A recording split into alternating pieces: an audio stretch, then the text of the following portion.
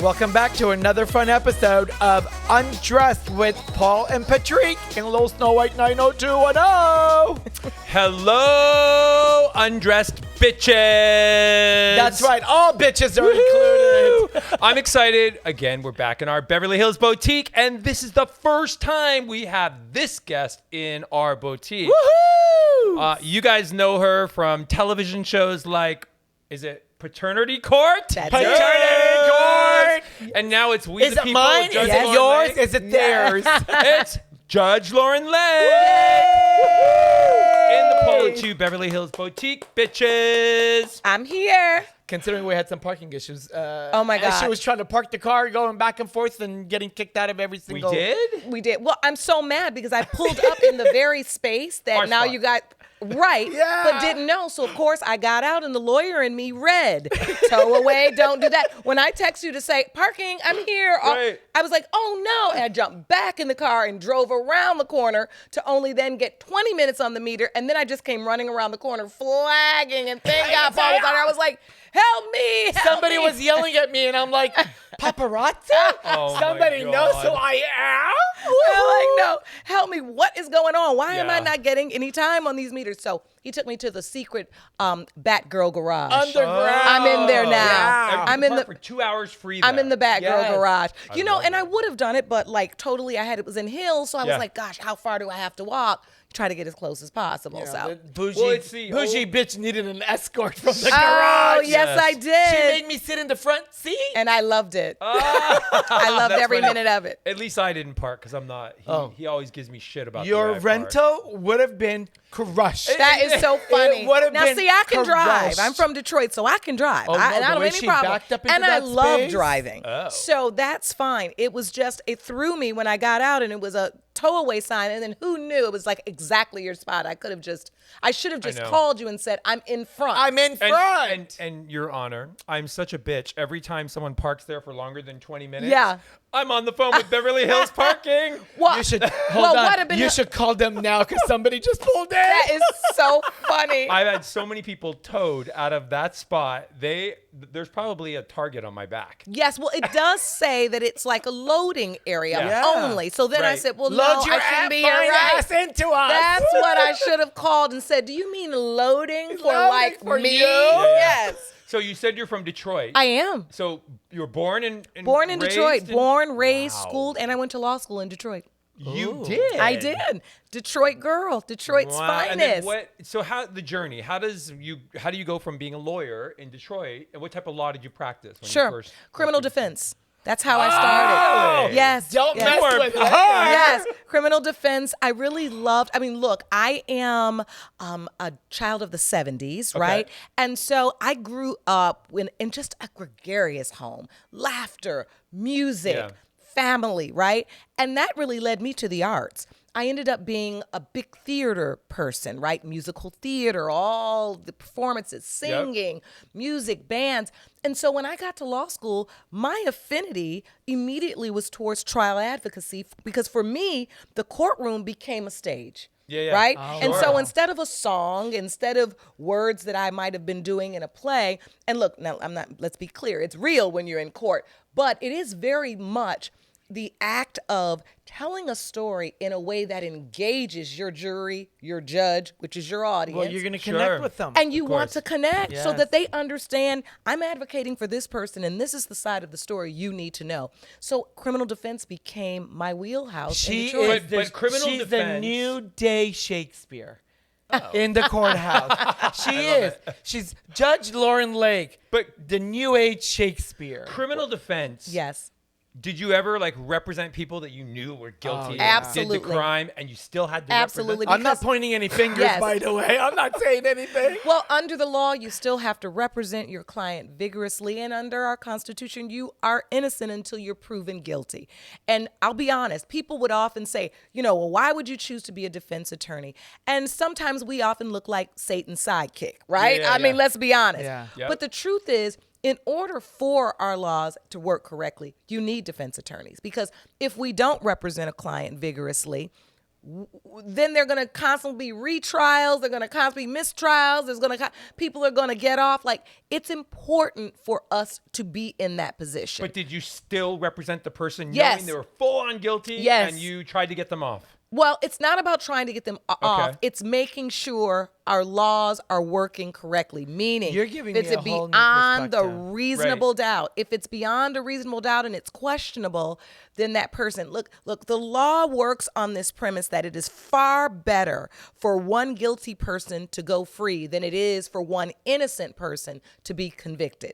And I know that's hard for a lot of people when you think about people who are not guilty getting convicted, right? Because say they did not have the representation they needed.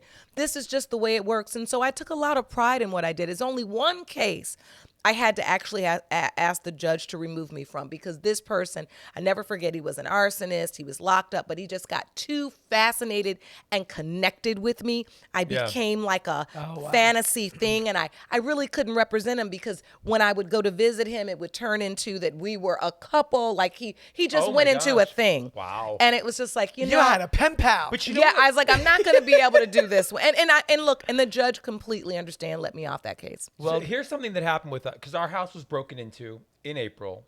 They caught the people on surveillance camera. It was a woman we helped them catch and a man, and a man on drugs, very skinny, like you could tell he was a total drug addict. Yeah. I was in court last week against them. The girl showed up the first day. Then the judge moved the case over till this past Monday. The next day. And she didn't show up for court. She's in the truck that is driving, because we have a private road to our house, down the private road to our house, in the truck on the surveillance camera, driving back. With the goods in her hand. Holding a briefcase I had from Japan that I bought. It's a one-of-a-kind in the front truck. And her defense attorney was such an asshole to me last week. We were outside, and I didn't know you couldn't talk to the defense attorney. No, you're not supposed to talk to them. Idea. You were like, come on the podcast. Let me get you a gown. What event do you have coming up? No, I was like, because on Monday, she didn't show up for court. Okay, that's not good. And the boyfriend, she was there last week. There was two preliminaries, and so it was extended. And he's in jail still, the boyfriend. Okay. And so she didn't show up, and so we were waiting 2 hours. The judge her to show up. waited for her to the defense attorney to find her, to get her to show up. Wow. It's a lot of leeway. Right. And the other thing was really appalling to me is when she was in court last week. I forgot to tell you that, babe.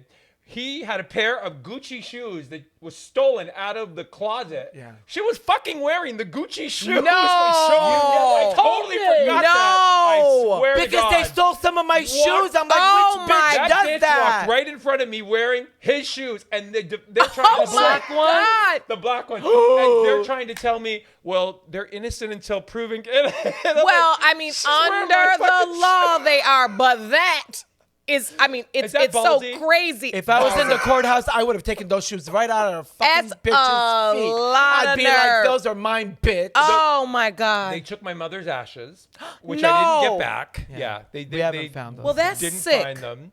The guy was. They took They so were much. like, the defense attorney was like trying to make me, because I had to testify on Monday, and he's like, well, how do you can't prove that it's him? And I'm like, well, there's neck tattoos. You can see the neck tattoos, and the everything's on surveillance camera. We have like 30 videos of these. Well, people. it's really not for you to prove that. I mean, the prosecution should be on the case with Oh, they that. are. They're good. Okay, good. Oh my God, they're good. But I have to tell you, But it's so unnerving. frustrating. Yeah. To sit there and go, And It is. You're trying to witness all protect this. this person, this human, who's got 300 other cases going on. Yeah, he had a simultaneously. gun on Absolutely. him. He's got like 6 other cases going. They're all the prosecutors. There's different prosecutors for different cases, and I could see them. They're all like talking about all his different cases. He pulled a gun on the police, like a whole Right. thing. We're the This only guy's ones bad that news. were robbed that had the initiative to use our resources to be able to find these criminals. Yeah. Thank Because God they you had did. robbed so many other people. Mm-hmm. Thank God but you did. But the police are like, oh, well, we'll find them. We'll look Yeah. for them. Yeah. We'll do a scan. You'll come in. You know what we but- did? Day Yeah. after, we went all the surveillance cameras, got all the footage. Oh, drink your coffee too, love, because he's gonna read your cup. At the end. This is what you're gonna read at the end. Honey, uh-huh. And we're going I'm going to through all tell the you things about videos. your I life you thought it was didn't the know. one where we do the thumb. That's the You're one. gonna I It do said. is. some You'll at do the it. end. Yeah, you will. She's excited.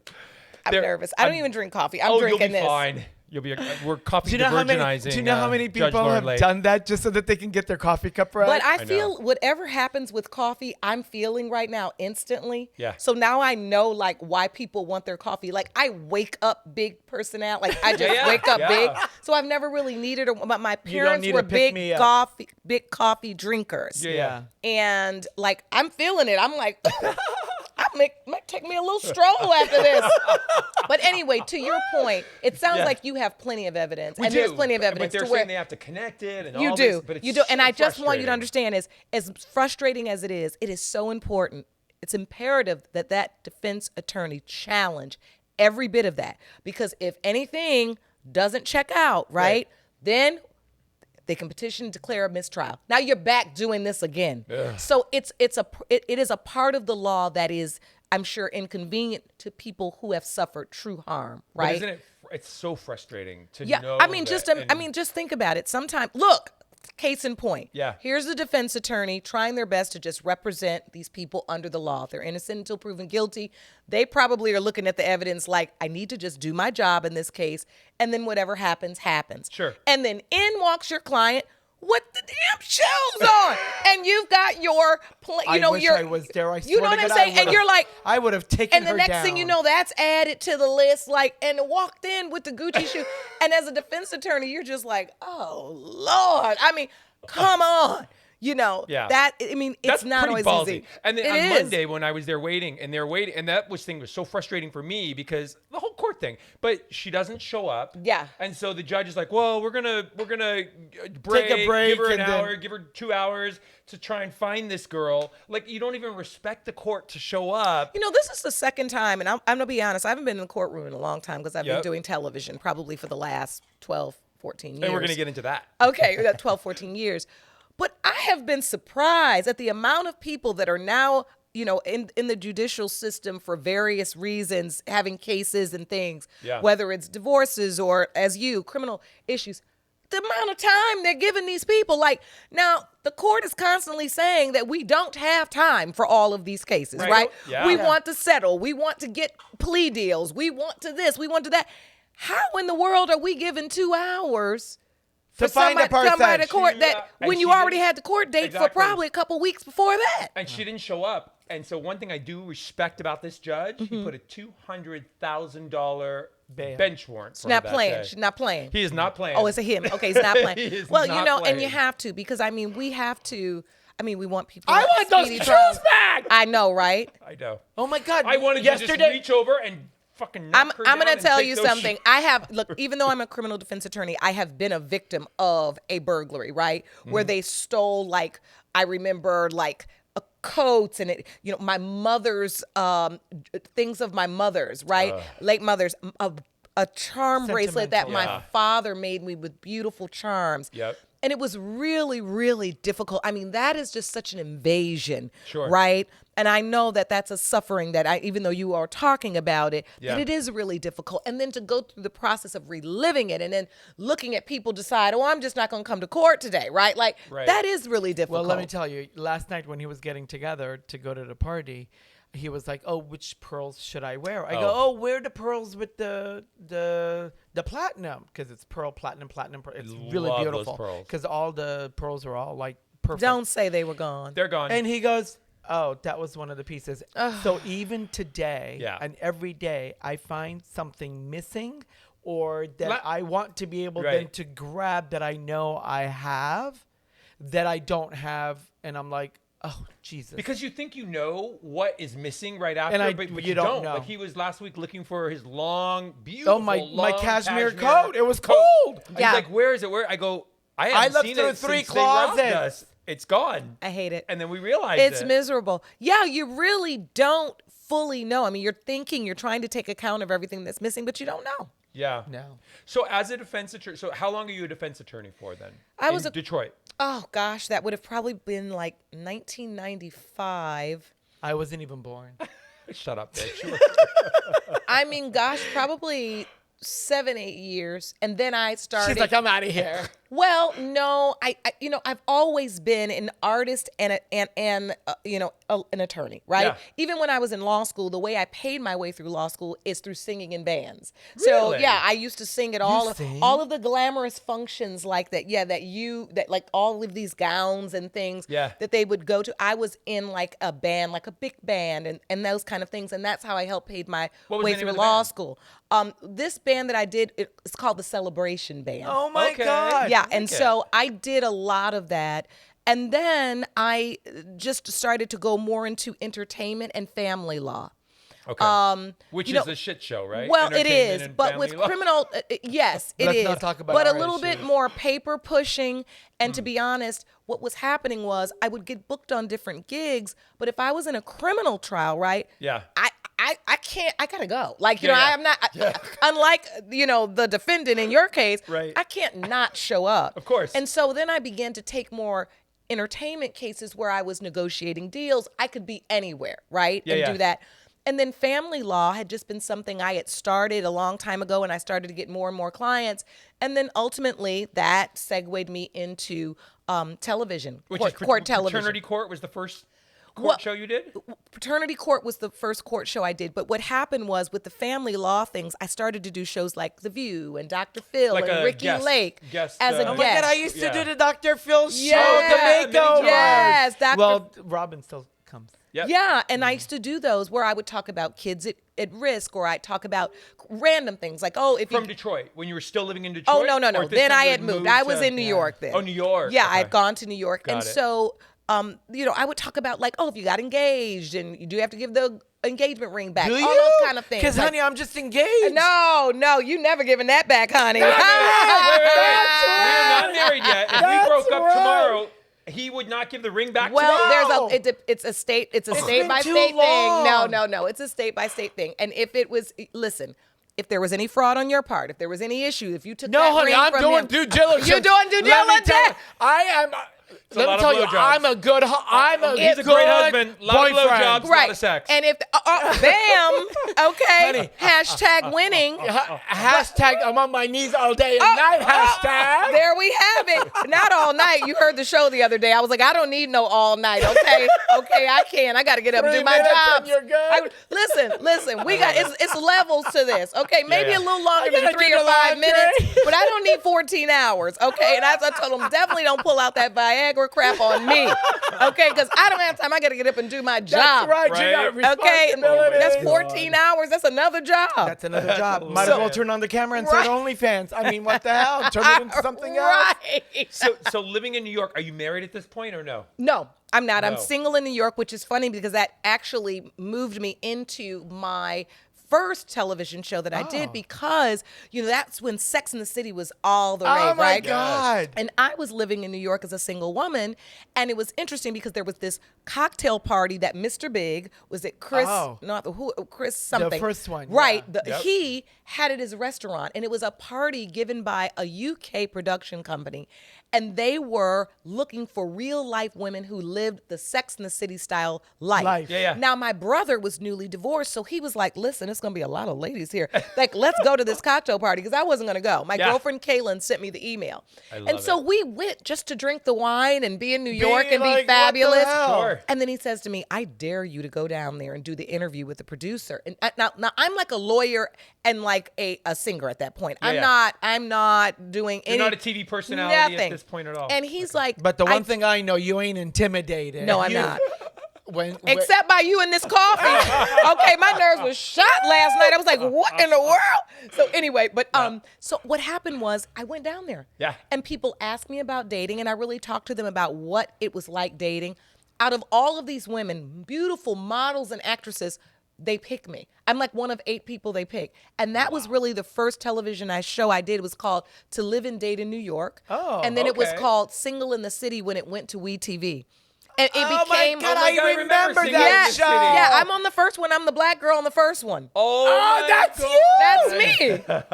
On the very first one in New York. That's That was like me. the beginning stages of launching of We. That was the beginning stages, and before that, it was on the Metro channel in New York, and it became a cult hit. It was before reality TV ever was. Yes. September Films produced it. It was crazy, and I almost got kicked out of the show because I didn't have dates. Oh my But God. it was crazy because Nobody wanted their background checked. No, That's what it was, because they're like, oh, that a lot of people did not ask me out. I was in an on and off again relationship, kind of like my own Mr. Big, but I didn't have a lot of dates. And they said, we're going to have you go on speed dating at the top of the World Trade Center. This is how deep it gets. Oh, We're going to wow. have you go on a speed dating thing there.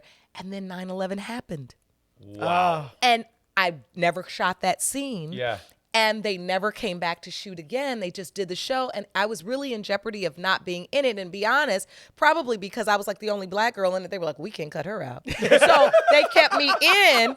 And then They were diversifying. But Yeah, what but I'm not back saying then. is, It was but very- not back then, but yeah. I'm saying like, and so what happened was in this crazy fluke, Yeah. more women related to me not having dates. That's true. So I became this breakout person in the show that everybody was like, no, my life is like her. Yeah. I don't have a lot of dates.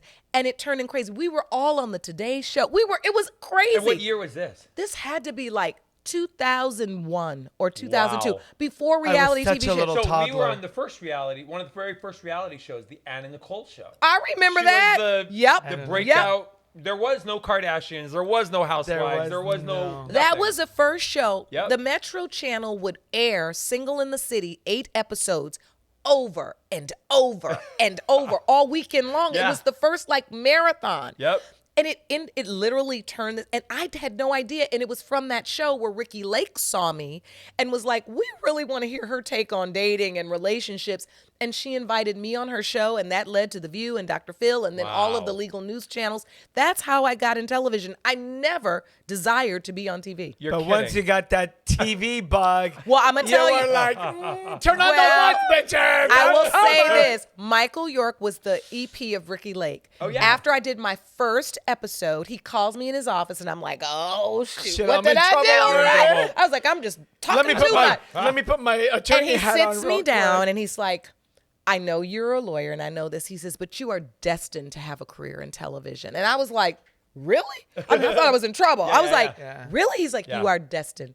And from there, I ended up getting a deal with Sony. I was on the next couple of seasons of Ricki Lake, and I have worked in television consistently ever since. I had no idea it was Well, coming. you have so much to Wow. offer, though, with the background, but then your personality, you're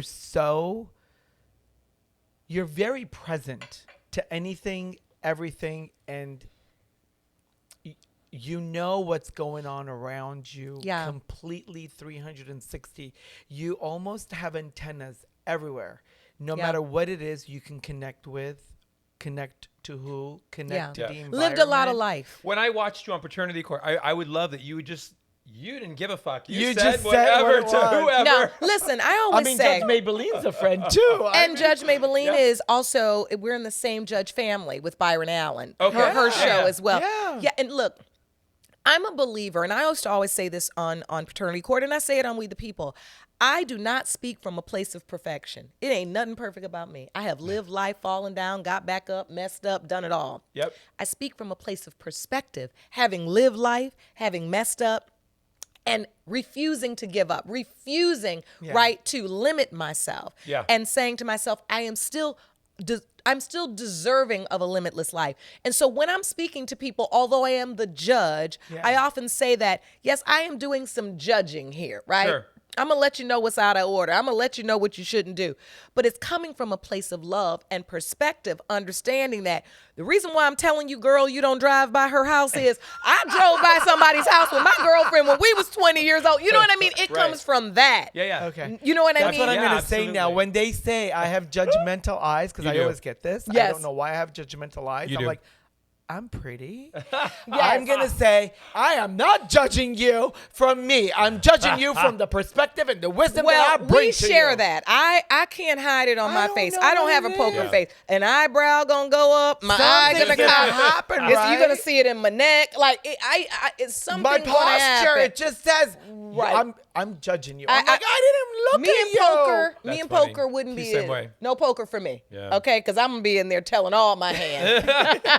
Now, how long was Paternity Court on the air? And you won the Emmy on Paternity Court? Oh, I finished. Oh, you want some water? I'm scared. You need water? Oh, he snatched it right when I finished it. Look how he's doing it. Paternity Court went for 7 seasons and we won the Emmy. That's yeah, what we I thought. did. See our telly? We won for Gowning Out in Beverly Hills. Congratulations. We won 4 tellies this year. We won 4. Look how you snatched that real quick. I know. Didn't want you to run. Look, in those hooker heels last night I was like, You're what in the world? Thank you. welcome.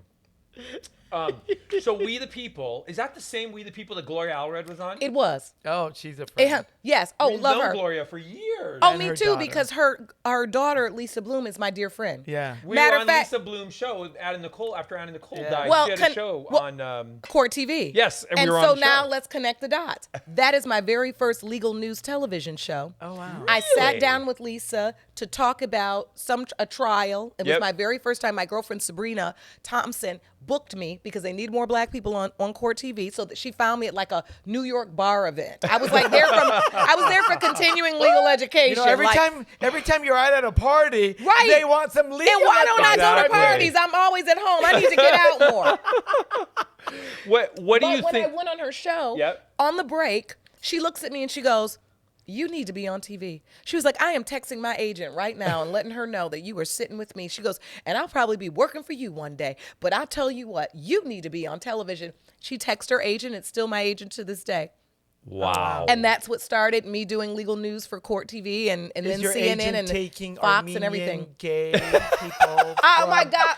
Beverly Hills that Absolutely. have judgmental eyes? 'Cause I'm Absolutely. interested in an agent. I Hilarious. don't have an agent. You don't? No, we Never don't. had We it. do everything ourselves. I have a lovely agent. I've never had Babette an Perry. agent. She's lovely, and she's been in this business for years, 30+ years. Oh, yeah. wow. Do I need I've been with her everywhere. Everywhere she's gone, I'm there. Do I need to know law?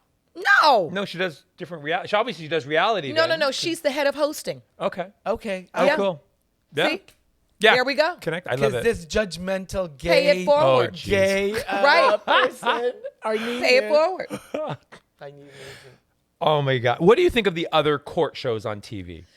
Look, I'll be honest. Yep. Before I did court, I never really watched court TV shows.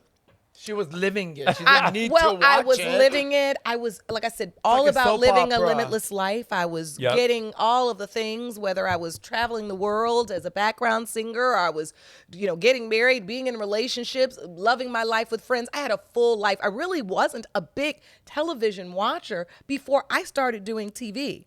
Yeah. But now that I am in this genre, I really think that they are very purposeful. The court TV shows have an audience, an exclusive audience, right? Yeah. They watch them all. They can sit up from 8 o'clock in the morning to 8 o'clock at night and Really? watch court. So you feel if they watch you, they watch Judge Judy, they're watching They have their Maybelline, judges. they're watching A them all. lot of people will be like, "That's my judge." You know what I mean? Because that's, you know what I mean? Yeah. Like how when we grew up, like I'm from Detroit, and so when I was younger, our grandparents and aunts, they had their stories, right? Sure. Like the soap operas. Yeah, like yeah. my grandmother was Channel 2, Guiding Light. My mom was Channel 4 Right, and Days of Our Lives. And we were Channel 7, Yep. General Hospital, All My Yeah, yeah. Children, right? So, and you had your stories and your people. The court genre has really become a new level of like the daytime stories. Yeah. Because you're really hearing stories all day that you see yourself in. Whether it's like, I'm not getting along with my neighbor, and next thing you know, their dog ran over in my yard and did this and this. Yeah. People relate to these things. Well, when we went to Judge Judy, Yeah. and You've met I Judge thought- Judy, I'm sure, right? I have never met her in person. What? Never. She But is let so me tell you fun. my Judge Judy story. Yeah. When we started Paternity Court here at Sunset Bronson Studios, Yep. right on Sunset, That's where she used to film her show. that was my first. Listen, I owe her energy. That was my first studio. I shared her studio space with her. So when her court show was on hiatus, Paternity Court was being shot. So I shared the same dressing room and everything. I never met her, but I remember walking around it going, honey, if I can last as long as Judge Judy, like, get all these vibes up here on me and rub off on me so I can be here as long as her. Now, we ended up moving to Atlanta the next year. Oh, the show? Yeah, because she launched another show, so we had to get out. Yeah. But look, I'm still going, sis. I'm still I love going, it. Kicked Judge out Judy. by Judge Judy. Right, we had to go, honey. So well, because when we went, we thought we were going to be there for one little court scene. Yeah, because Bird's our friend. So he invited. Bird had been inviting us. Bird, Okay, you got to come. all of is them. married to Makita, who's a former Paternity Court producer. She Love is? her. Yes. Oh my God, we love her. We were They're at their very wedding. good They're on our friends. podcast. Oh too. my God. We were I at love their them. wedding. Love her. So Love he her. So when invited we us were there to Judge Judy. We ended up sitting through, I don't know, 38 hours. Like 10 episodes they put us That's how on. we do in one day. People thought that we were like permanent fixtures. And then they honey, kept moving us. They put us on one side. Oh, we're going to move you here. But they always kept us in the front. Yes. Yeah. And so now every time they're running Judge all Judy. All of my friends love it when they're on different paternity courts and on We the People. They're just like, that's my episode where I'm in camera 2 or I'm in camera 4, and they show their face 100 times. Oh my God, I want to come to your court now You too. should. We should. That'd be fun. I'll tell you one thing though. This is when you know you've arrived. When you're doing Judy. your court proceedings and you're taping your episodes. This is hilarious. 385 of them. Yeah. Is your Bentley running with the driver with the temperature at a specific? I haven't made that yet. I leave and I get back in my rental car and I go back to the hotel. That's Judge Judy. While she's filming, her driver is sitting in the Bentley in front. Making sure the temperature is active to Let me tell you something. Well, I will say this. Yeah. I do. If I opt to have a driver, I can have a driver, right? It ain't a Bentley. But I often opt to have my own car because I'm here for an extended time. Yeah. And so, look, the driver's driving you back and forth to work. He ain't driving you to Erewhon. Right. So at that point, I just have my car and I go with. So yeah, we do have that luxury of having a driver, but no, it's not a Bentley. But I'm working up to that. But I'm telling you, this was what a he did, what personal this one did. He gets into this was hilarious. He gets into Bird is like, oh, let's. Do you have to tell you anybody boys can this? take photos all over the set. Yeah. So he gets up on Judge Judy's bench and puts his feet up on her bed. I saw it on TV. Takes her gavel. Another ballsy move. I saw it on TV. I don't know. I was having fun. I've got Judge Judy's fly swatter sitting behind her bed. Not the fly swatter. The fly swatter. Well, that was an experience that very few people have probably had. None. No one. He said Yes. nobody I ever was is about to allowed say, up on her bed. She goes, in 25 years, She no one, saw you. we know her. Oh my So God. she goes, in 25 years, no one's ever done that. I go, well, that's really sweet. Oh my God. Hold on. That's not my phone. No, it's not, and it's off. Okay, sorry. That's I all was right. like, It's real life. Yeah. I go, oh, well, hi. She said that. so Judge funny. Judy said no one has ever put their feet up on my bench in 25 Well, let me years. tell you, I was going to be prosecuted. I was going to be handcuffed.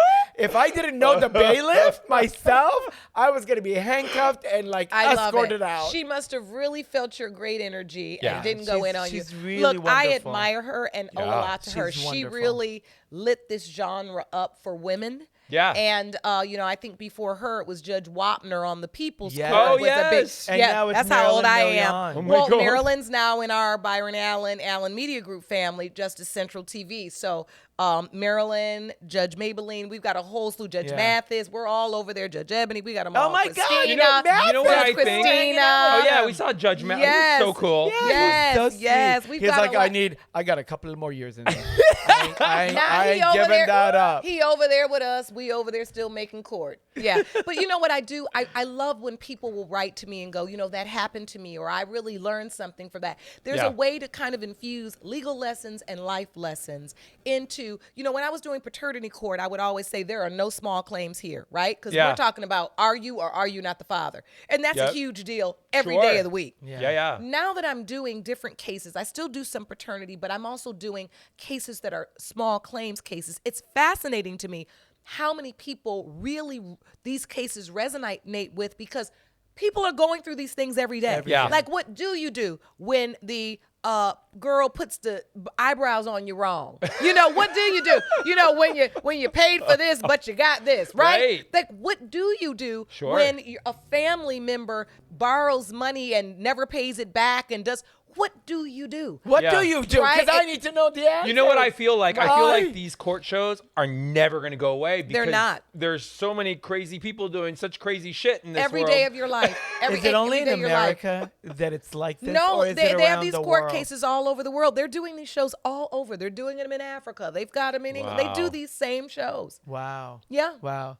Well, we did years ago. There used to be Style Court. Oh my God! I remember we that. were on Style Court because I was like, yes, that's offensive. Yes. You are not allowed to be wearing those shoes. Style Court was so fake because they brought us in and pretended there was a case and all this but your guys' stuff is real. It's okay. Like, listen, some of the cases, some court shows are real. Some cases are reenactments. Right. But that doesn't change the fact that the story lesson is the same. in the story, the legal lessons and the life lessons in the story still resonate with the viewer and empower the viewer, right? So it really, even though they might have just dressed somebody up and said she was going to red carpet and she really wasn't going. Right. But by the time you all pick through the outfit, guess what the viewer at home knows? Yep.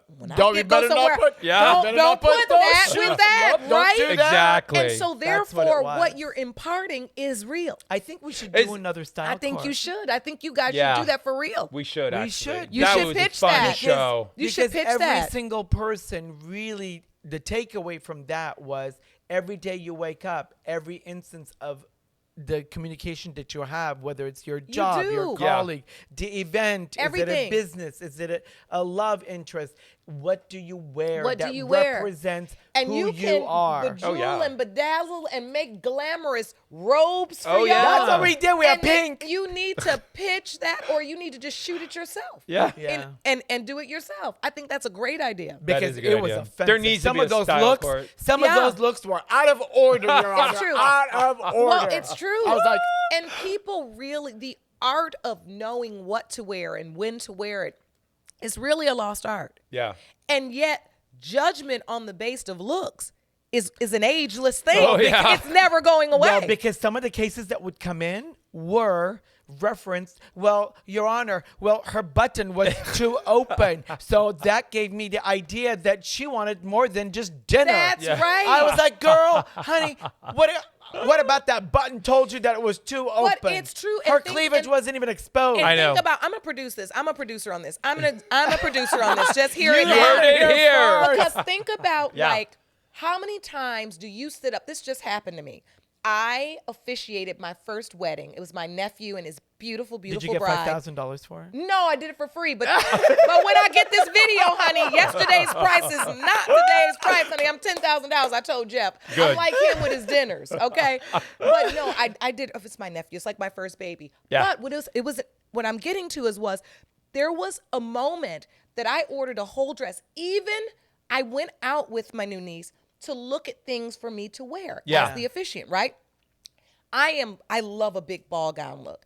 And there was this beautiful BCBG, tulle skirt layered, and it was beautiful. And she goes, this looks like you. And I said, it really does. And I was like, oh, I love that. And I ordered it, right? Yep. But when I got closer to the wedding, I said to myself, think of yourself as the officiant, right? Think of her as the bride, here's the groom. This skirt is too much. Even though she Meanwhile, loves you're it, doing a runway show up there. but you know what I'm saying? Like, it's too much for me to stand in the middle of them. I need to almost be, because she wanted me fashionable. She wanted me glamorous. Of course. But it was, to me, overpowering for what I knew her dress looked like. Right.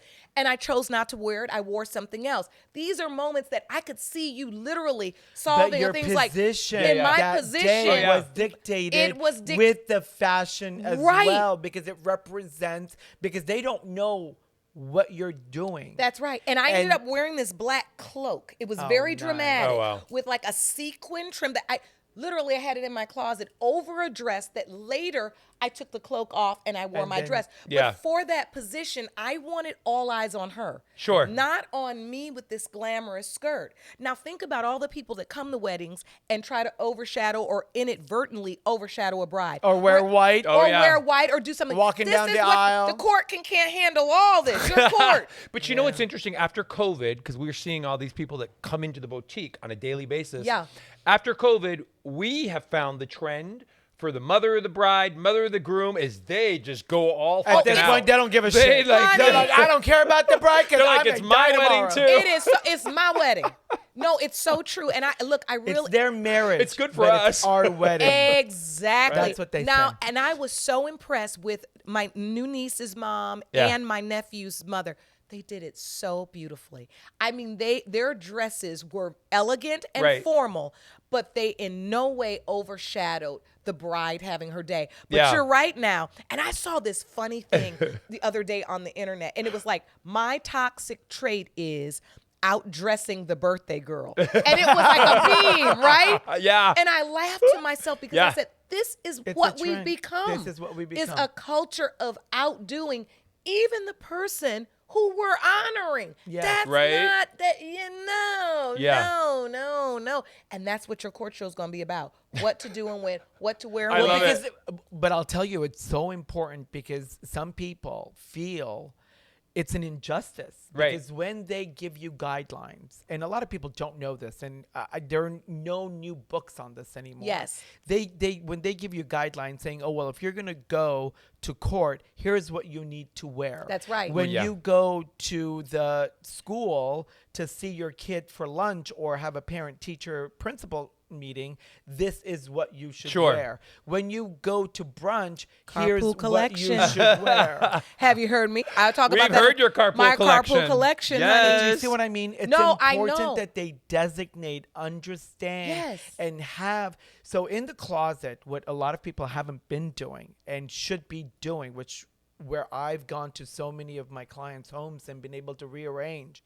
It's not getting rid of things. It's reorganizing and repurposing with a purpose. Yeah. Which means that's right. You don't put all the blacks together. You don't put all the whites together. I love that. You put what you're going to wear to school together. You put what you're going to do. Oh my God, this is a light bulb. I know, right? Together. Absolutely. When you do what you're going to go grocery shopping, gardening. Excuse me, Courtney Love came into the boutique and you texted me, who is this drug addict in my boutique? Oh my God. Homeless lady. Flipping the He's dresses showing me back pictures. and I'm like, forth. that's Courtney Love. Oh my God. Let me finish Your what point. I was Your point. saying. Yes. Go ahead.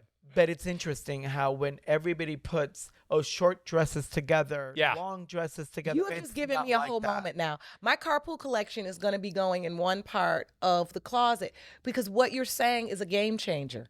It's a game changer. Yeah. And it doesn't mean that the pieces aren't fluid. No. Or but transitional. You know exactly where to go to find it in a moment's notice. Because what do you do in your kitchen? Why do you put the forks and the knives in the same drawer instead of the knives in one section that are sterling silver, the forks in another section because they're just generic every day? No. You put them next to each other, but they're identified differently. So this is formal. You know? But that's the same thing when it comes to clothes, because guess what we do all day from the second we're born?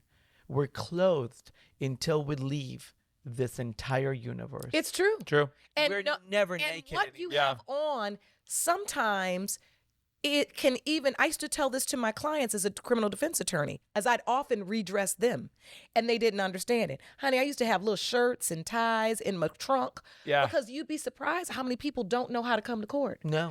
And then I'm saying to myself, I know what they're going to judge you as if you wear what you have on. And so you would give them a tie and shirt and put on this. On that. No, don't come to court, or I'd give them a list of things or what you need to have on, because you are going to be judged based upon your appearance today, whether you like it or not. I don't want to hear what you got to say about whether it's right or wrong. And before they see the tattoos, the piercings, and everything else, they see how you put when I was sitting in court on Monday, I was like, what are these people showing? They look like they rolled out of bed. I'm like, exactly. How? This is not even respectful. It is absolutely It's a faux wrong. pas. It's a big faux pas. People have no idea. They just aren't thinking, right? They aren't thinking about what I'm putting on and what it says about me. Right. And don't you think when they walk in and they look like they just rolled out of bed and they're going in front of a judge, doesn't the judge then, like, there's an opinion formed right there when they walk in the doors? Instantly. Clean them up. Get them together. No, this is the day you will be showering. You are going to figure out how to get a haircut. You're going to figure out how to own this shirt. I mean, when I show up, they know. There comes that bitch. Is judgmental. And you know what's so crazy? I used to always say, and I'd ask them, like, do you have anything that you wear to church? Yeah. And, you know, they'd be like, some would say, yes, wear that. Like if you have a suit and a tie or a shirt and a sweater or something that you wear, a blazer, a sport coat. Yes. A lot of people now, and look at church now. Church now is all jeans and T-shirts. Now it's all come as you are. I was raised Catholic. I was never allowed to wear jeans to church. Are you kidding? My mother would scream. I can understand that fashion moves a little faster than what people can feel to move forward with. I get that part. Right. But here's something else that a lot of people don't know. They don't understand that just because you bought it off the rack, it doesn't fit you the way it's supposed to. Yeah. You should make the modifications to make it work for your stature, for your proportions, 100%. for your measurements. If you're top heavy and if you don't have enough hips and you couldn't go to the surgery center to be able to like pad it up. Yeah. Then you're going to wear something that's more proportionate to your scale. That's right. And put colors together that don't identify exaggerating parts of you that then are going to be showcased even larger than they are. But babe, I'm also shocked at how many people wear ill-fitting clothes. Well, because that's they don't know how to look, as I do a boob check, make sure my girls aren't oversharing. You know what that's called? For years, I used to make that. You know what that little insert's called? You're wearing a tank underneath. It's called a dickie. A dickie. Oh, I know. I'm from that era. The dickies all day. Fun fact, on Paternity Court, my stylist, Aaliyah Taylor, had those made for me custom. Yes. I used to have to make them all the time. because the lights get so hot. Yeah. I can't wear much. You can't under my wear robe. so much I don't know clothes. how these judges have on a full suit under their robe. I mean, it is hot. I mean, it's that, you know, Well, you've got I'm that 50-something, light so, you know. from down. But yeah, it's really hot. But she made these custom things for me, and I love them so much. Yep. But to your point, what were you just talking about? Oh, it was so good. And I had a point that I wanted to make to that. You just told me Ill-fitting about clothes. Yes. And I talked about that with Jeff, and I said, one thing I've learned as I've gotten older, and as you get older, your body just gets naturally more voluptuous. Of course. Yeah. My first instinct was to wear a baggier, bigger style. And then it hit me, Lauren, you out here looking like a tank. Right? Because I love a flowy number, right? That's But fine. when I started wearing a little bit more form-fitting thing, getting my blazers tailored or finding a designer where it's a little bit more and where I look smaller in clothes that fit than I do in baggier clothes. It's all in the cut. Yeah. Well, when And as you change, as you grow and you go through the different changes of fashion, you may not be able to wear the same brand that you used to wear. Right. Then you'll have to go into a Missy section, into a lady cut, into a junior. Yes. Depending on what all the of Anna categories Nicole's most beautiful dresses. Yes. And when she was overweight, plus size, she looked amazing. She looked beautiful, snatched when you would put her in, and it doesn't matter. She was 80 pounds, 100 pounds and what overweight. I also learned is the power of undergarments. Oh yes, that's something we don't learn about anymore. Like I'm from the old school where we used to wear slips. Honey, now, people don't even wear bra and panties. They come into the boutique. Yes. They're like, it's too much freaking laundry. I'm like, girl,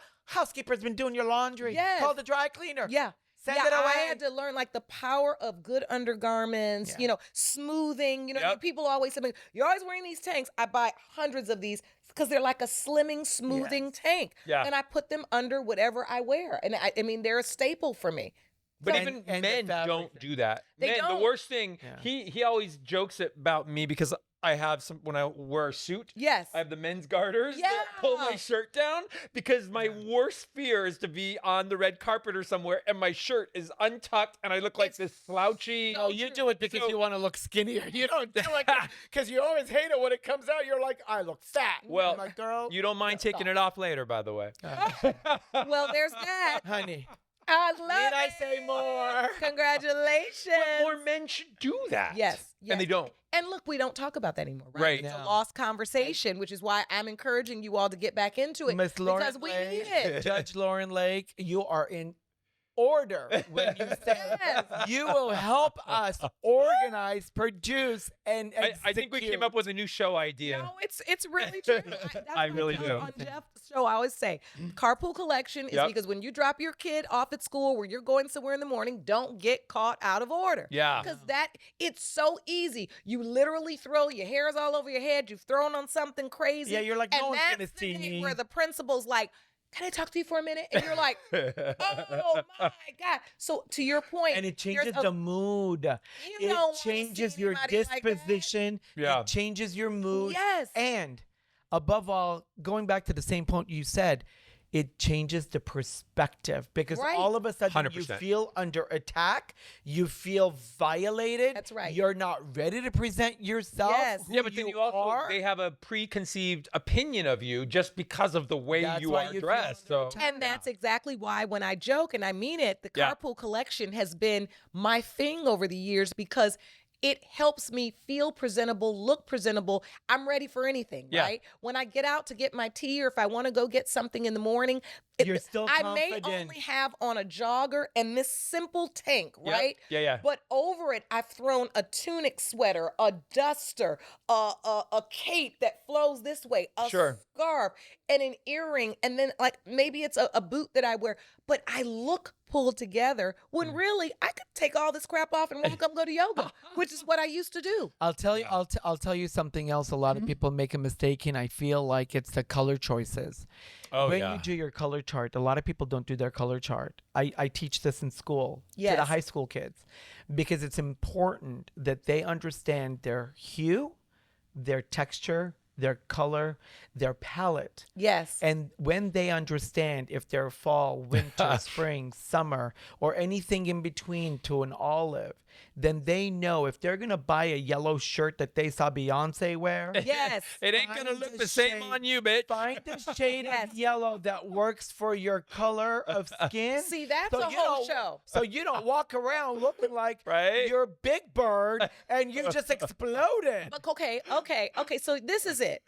Now you all better do this, and I'm a producer. We're doing it. Because what people don't understand as well, we have become a society of copycat, right? Right. Yeah. We look at other people. Absolutely. And then we want to emulate it. We've got a whole new generation of people who just want to do what somebody else is doing. It's easier. Right? It's just easier. It's proven. She has on that. I'm putting that on. Do He's has that. you know one of the number one sellers of his dresses, the one Carrie Underwood wore last year? See?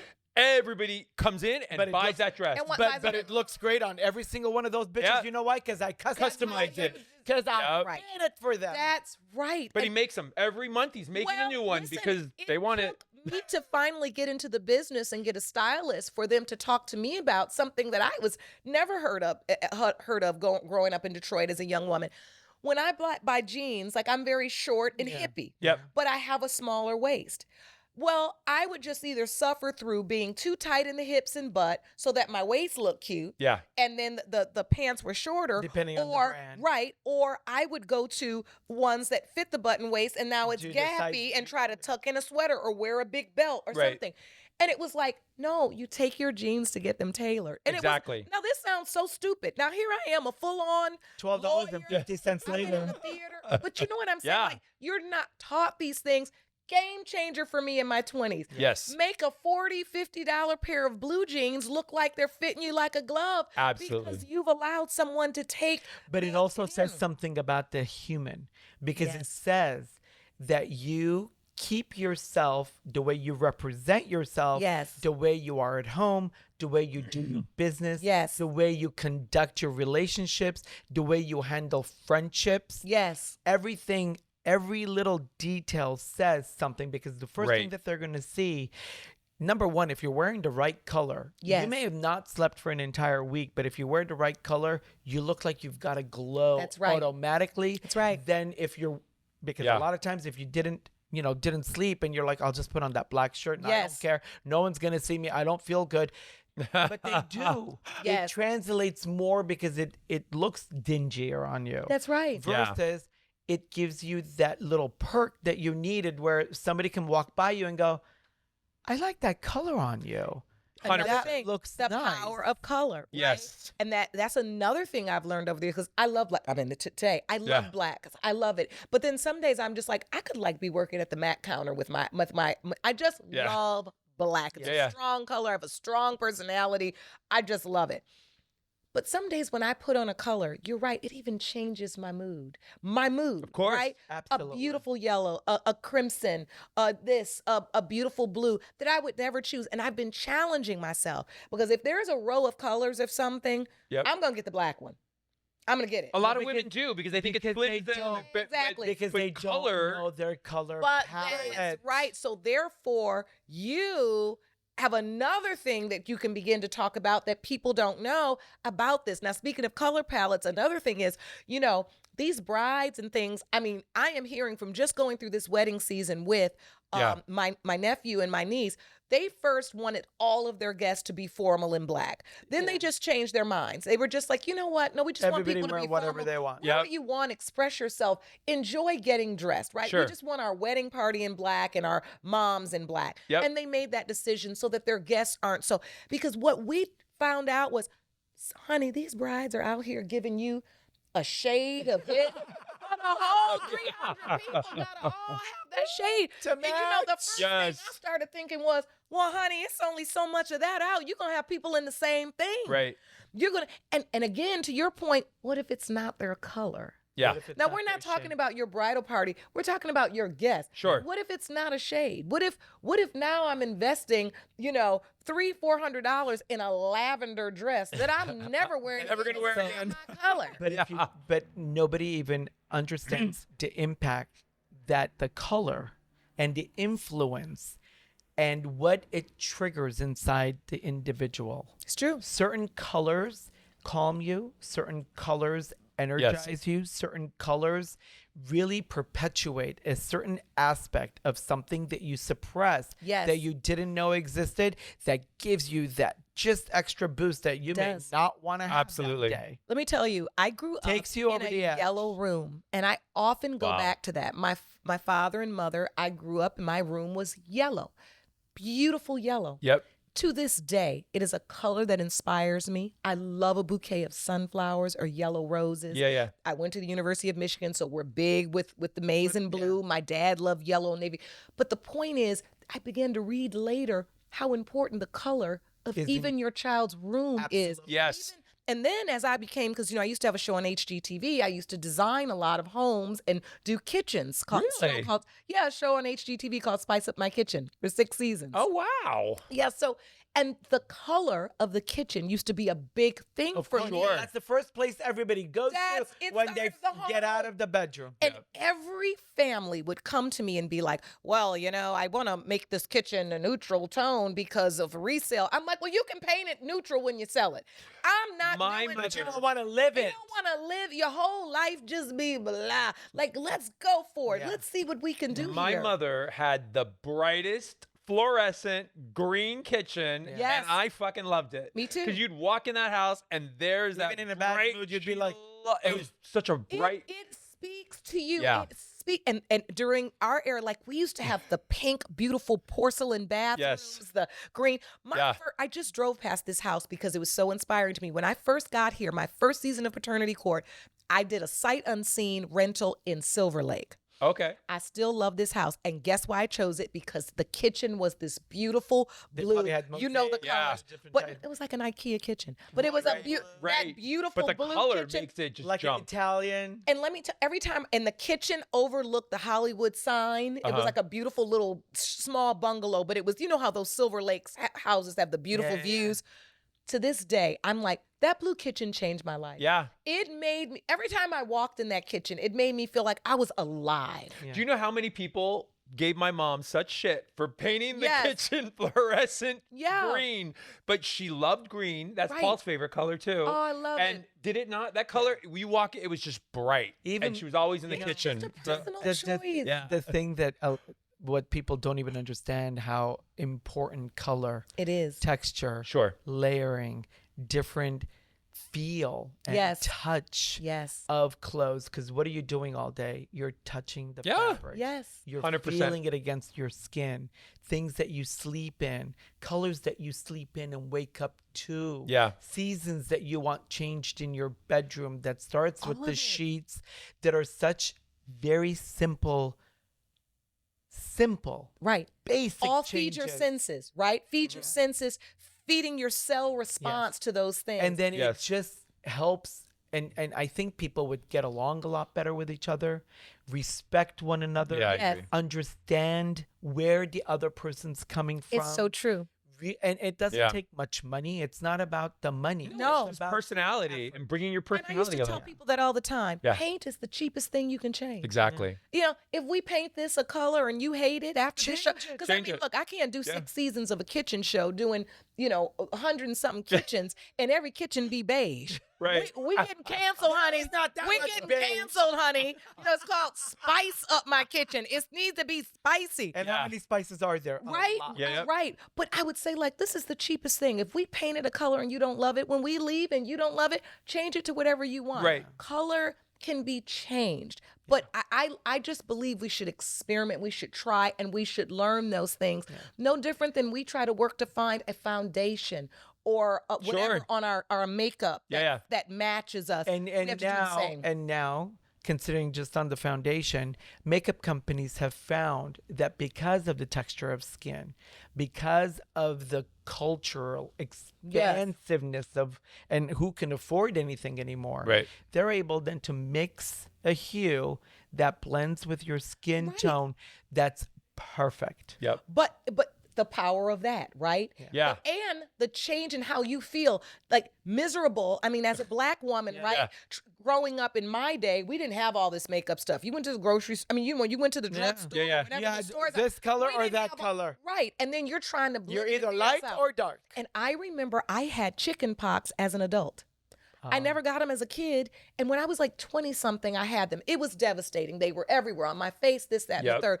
And when they were clearing up, I needed makeup. And I remember now this is a popular brand, Derma Blend. Oh, yeah. But this is back when literally certain people had to mix it. It wasn't at Bloomingdale's. It wasn't there. When I tell you the confidence, when I went to that woman and she mixed that Derma Blend to my exact skin suddenly color, you felt oxygen back in your life. Yes, I could live again because I could cover this until they faded and I could be me, the power of that, right? And when everybody says, oh, it's the size. Oh, I don't feel good with my size. Size doesn't matter that much when you've got the right components that you put together that complement your size 100%. At the moment. Because Nicole she had ginormous boobs. The largest boobs I've ever in my life seen. She was smaller waist. When she was finished, she had a 27-inch waist. Wow. I know her exact measurements. I've taken her measurements throughout the entire time that I knew her. So, but she felt confident because she knew the dress that she was putting on, the shape that she wore really gave her that boost of confidence to know that she can walk out and be proud, whether whatever size that she was. I love that. But you did that for her. You did that for her. I have 2 questions before we do our hot topics. Okay. Are you still practicing law? I'm still a licensed attorney. Yes, and do you still practice law or no? Sometimes I consult. Okay. And I will take a case if it's something that I really need to do or help handle a negotiation, but mostly I do television. What she's trying to say, she doesn't have any free services for you. Exactly. So don't call me. But if it's pays, I can consult and maybe guide you in the right direction. Thank you to my interpreter. Oh my God. Translated it. Keep the licenses active, I love it. for the right opportunity. For the right price. Cha-ching. But don't call me talking about let me pick your brain. Because like I tell you, I don't freestyle. A lot of people do that, right? I'm sure a lot of people do that. Oh my God, I don't even take those calls. It's like him as a designer. Oh my God, everybody. No brain picking. Do you know how many people ask me For a free about dress. wearing yesterday? Yeah, what I should wear. And my friends, I was like, Free no, dress this advice. with this. And then when they don't do it, that's when I get I mad. know. That's exactly I'm like, right. bitch. I get mad when he gives them the advice and then they totally don't listen. I'm to like, him. why didn't you listen to me? Don't Why'd listen. you waste my time asking me? And You didn't valued pay. the opinion, and then you didn't want to do it. I didn't cost you any money. Yeah, no. And I used I what gave up on that. already what you Exactly. had. I gave up on that. Last question. How did you meet Jeff Lewis? Oh my gosh. When I was on paternity court. Yeah. Oh my The God, he pe- came in for how many other kids does he have? No, he was just a part of like a publicity run I was doing to launch Paternity Court, which had to be back in like 2013, 24 years ago. Yeah. And I did the show one time. And after that, I think at that time, was Gage like doing the bookings then? Yes, right? Yeah. Yes. God, that's how long Wow. I've known him. And I have literally been on regularly. They called me back like, we'd love to have you again and again. And then Jeff and I would just really hit it off. Yeah. And I've been doing this show for forever since then. That's how I met him. Crazy. Yeah. We've been doing it a long time too. He's a Jeff, beautiful we've known human. forever. He did our house Oh my God. on interior therapy with Jeff Lewis love on it. Bravo, like in 2000, I love it. like 10 years Yeah, ago, 12 years we ago? just Long kind of time. hit it off and been Yeah. together ever since, and I love it. I mean, this show, what we do with him, for me, and I was just thinking about it today because the last clip that, oh my God, Sam edited is so hilarious, where we're talking about all night sex and Viagra. It's hilarious. Wait, Sam is doing the editing? Well, no, Sam is the new The new new guy. kid. Oh, he's named Sam too. Oh, the okay. new I didn't kid. know his Yeah, name. no, no. Right, Okay. and he now does the edit, when you do Yeah, the the show. clips. Yeah. And it's a hilarious Yep. moment when we're basically talking about that. And, Yeah. and everybody's texting me like, oh my God, you're so crazy, you're so this. And I said, listen, laughter is truly medicine for the soul. Yeah. That Yes. show is it is so empowering and soothing for me, right? I need it when I go in, especially as an attorney and doing what I do and the life I lead. Most people call me with bad news. You know what I mean? yeah. You don't They call call me with bad you news, don't, too. you don't call lawyers and say, guess what the most amazing thing Yeah, that yeah, happened to me? No, the calls to lawyers are like, God damn it. You know, it's just so many Yeah. energies. Plus, Sure. I've had a lot of, death in my family this year and things. I love that laughter. If I am here, I don't miss it. It really, Right. it is just as wonderful to me as it is to the audience. I really love it. When we, then I meet when we do the wonderful after people show, like we just you. want to have fun. That's it. We Yeah. go and have fun and laugh Share and make it laughter. fun. And we need I don't it want because deep it drama fills shit. our cup. Yeah. You need it. Wait till I get to your coffee cup. Oh, you reading. will. Then we'll be talking about some fucking drama. I'm so- You have no idea. Oh my God, I can't. Oh Jesus. So the Armenian coffee reading Yes. started when he was a child. His grandmother did it, his mother did it. It's Mm-hmm. gone through the family. And he has this intuition that is just going to blow you away. He's going to look Well, into let's your see. cup All right. as you were drinking it during our show. We did. I And did. he is going to The tell first you coffee I've ever drank in my what he life. sees. Oh, we coffee I don't divergenized. drink- Another one. I don't drink coffee. I love it. Will you drink coffee again? Probably not. But it wasn't horrible. No, it wasn't bad. It right? wasn't a horrible tasting Right. coffee at all. Exactly. It's just not. I just not a big coffee. So let me remind everyone that you can get your Pol Atteu coffee reading at polatteu.com. And we are doing virtual readings. We're doing live readings in Beverly Hills. And we're now doing coffee reading parties. You could bring me and Paul to your city. And little Snow White 90210. And he'll read all your coffee and you can party and hang out with me. The snow. Well, you'll be so wired after you're done with 3 sips, and you'll be like, "Oh It is. my It's God!" strong. Look, is she's good, still though. here. Yeah. But as a coffee virgin, it is good coffee. No, it is. It really is. I'm not a coffee drinker, but it wasn't terrible to drink. It's actually not bad at all. So here's what I'm going to explain to you. Okay. I'm going to break your cup up into a couple of different portions. You drank from Patrick's side. I did. And Everybody your puts their lips home on my face. is something that is like a sanctuary to you. That's number one. Not many people are allowed to come into your space, your orbit, or get to know you unless they have permission to be able to understand who you are, that you can trust completely. because your loyalty to a relationship or a friendship or even them coming to your space, you don't want to have anything violate that. Very important. How accurate is that? Spot on. Yeah. I mean, 1,000% correct. Wow. And everybody's different. Oh, I agree. Yeah. But this is so specific to the point that when you're in your orbit, when you're in your space, that's your entire world that you thrive, operate, and center yourself with before you represent yourself moving forward and walk out that door. It's a very different concept. Incredible you picked up on that, because Wow. I often said the reason why I became passionate about design and homes is not the tile and the carpet. It's because my home is my launching pad and my landing strip. It's where I launch and where I land, and I say that. And the reason why I'm passionate about helping people with their homes is because so much of who you are comes from where you launch, Right. and how and where you land. I never thought Just like a plane, just like everything else, you get refueled, you get all of these things in Right. this place. So it's so interesting you said that, because I probably haven't talked about that since I finished doing like HGTV. So you are spot on. Never You've heard never that seen it. We've never before. seen the You show. are Yeah. spot on. Wow.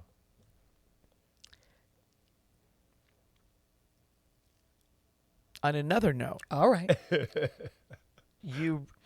I know this about you because you're an overachiever. And that's just a standard, I feel like, when you're in an industry. And, you've got, 300 jobs that you have to manage every single day, besides being a mother, a friend, a lover, a companion, a cousin. There's so many different things that you need to do. But there's a few things that you love to do. Mm-hmm. And those few things you hold so close to you in such a way that nobody can fuck with. And if they cross a boundary, whether it's a cousin, whether it's a friend, whether it's a relationship of 30 years, if you know me, you knew never to do this. Mm-hmm. And if you did, the consequences are everlasting and there's no tracking back. And it's almost as if...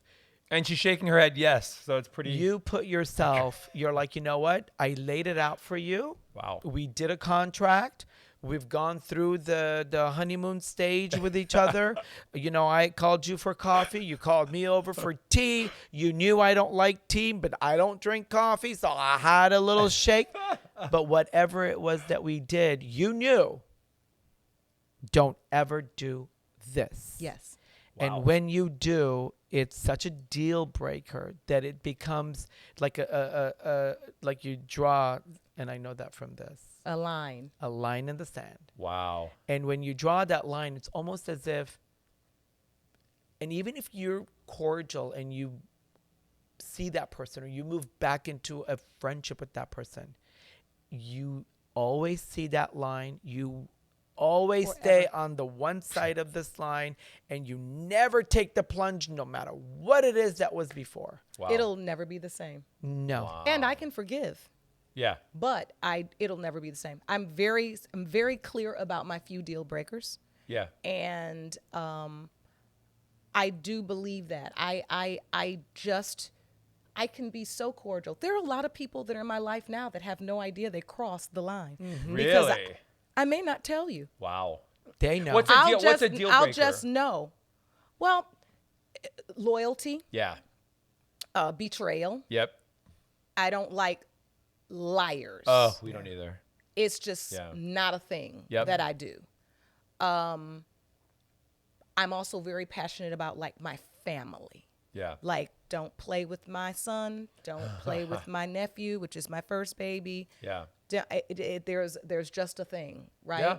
Which you would think would be standard across the board. Right. But some people think that they can push certain buttons. Exactly. Yeah. And then the line gets drawn. And like I said, sometimes I don't make a big deal about the line.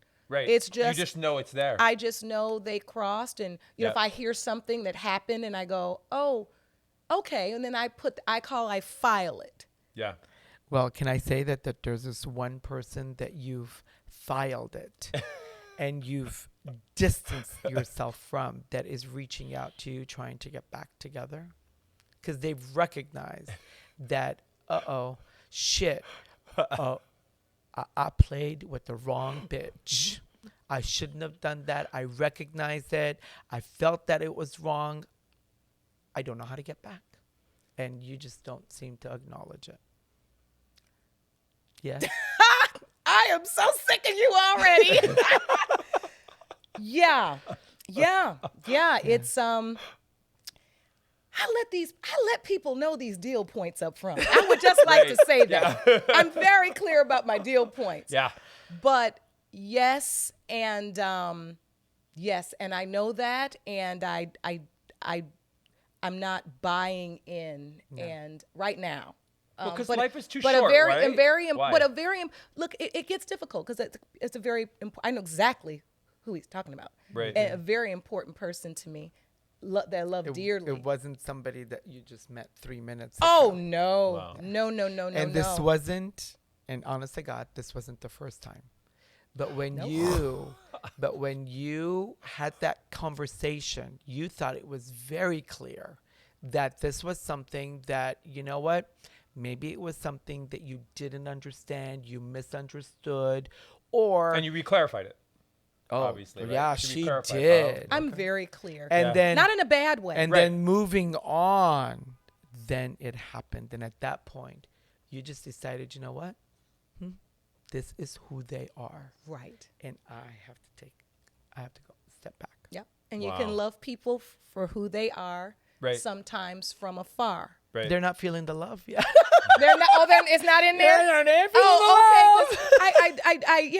I love them. Yeah, I do. What's your sign? I do. I'm a Cancer. You are? Yes. I'm a Cancer. No way. July 9th. I'm July 12th. Oh my God. And my son's July 13th. Oh my God. That's why we get along so well. See? Yep, I'm a Cancer. Cancers love each other. Yeah, we do. And they love me because I'm a Capricorn. Okay, you see, we Aries, love, Capricorn, and we love hard, and we love well. Yes. And we're loyal and 100%. to a fault. But yes, you are. I know exactly what you're talking about. And we are also very intuitive. Yeah. So while this person hasn't made strong overtures, I know from the overtures that have been made that they just what you say, I blew that one. Mm-hmm. And so, we'll see. We'll see. Wow. Look, I'm in Act 2. I try to think about myself and say, Lauren, maybe, are you rigid? Are you, what are you? You know, think about it. But you are spot on with what you just said. But at the end of the day, it's one life. And you can't live the bullshit anymore. It's one really life, can't. but you do also have to self-examine, right? Something that you I have to also evolve. In my 20s, you know, maybe it's, if I never talk to them again, who cares? Right. In my 50s, and I say, what a history. How does the good outweigh the bad? Yeah. Can I be more compassionate? I do examine my decisions with an eye that's rooted in life experience. Do you think that's your law background and being a judge is giving you that? I'm reading the coffee cup. Oh, sorry. See, he's interviewing too. He's got his own show. Oh, Jesus, this bitch won't shut up. Okay, you're reading the cup. It's the Cancer's connection. Exactly. But do you think that is what kind of plays into that? Or? I will say this: in law school, they say this thing when you're sitting in law school. They tell you to look at your left, look at your right. They'll say one of these people or both will not be here, meaning they won't graduate because it's very difficult. The next thing they say is be prepared that once you receive this education and you go through this process, you will never not be a lawyer. You will never not be a lawyer. Because you can't see it the same way. I cannot take it off. I don't take off the way I see things. And it has been to the detriment of a lot of my relationships and things. Yeah. Because I will look at the worst case scenario Yep. and work my way back from that. And that is a legal thing. Sure. Yeah. I don't go to rose-colored glasses. Yeah. I go to what's the worst that could happen? And it doesn't mean it's going to happen. Yeah. But I'm already preparing myself. This is how you prepare for the coffee cup? What's the worst that's going to happen? I'm saying it plays out in everything. Even CJ, Mom, can I have a sleepover at so-and-so's house? Well, let's think about that. They got this. Where's their house situated? It's a balcony. It's a this. Is there an exit route? Have we practiced the exit? It's all of those things that I'm always thinking. And so I will say in that way, you are very correct. It's not something I can take off. Okay. And it also extends to the trust that I need to feel as Paul said, with people in my inner circle. Sure. See, that was a good question. This podcast is brought to you by Herdat Media and American Media Television. Executive producers are Patrick Simpson, Pol Atteu, and Pat Safford. Produced by Jordan Hill and Sarah Silicula. Shooting and editing by Jordan Hill. Music by Digital Camo. Artwork by Dominique Demetz. And hosted by Pol Atteu, Patrick Simpson, and Little Snow White 90210. Remember to follow at Pol Atteu and at Patrick Simpson and at Snow White 90210 and watch Gown and Out in Beverly Hills on Prime Video. And don't forget to rate, review, and subscribe to this podcast so you never miss an episode.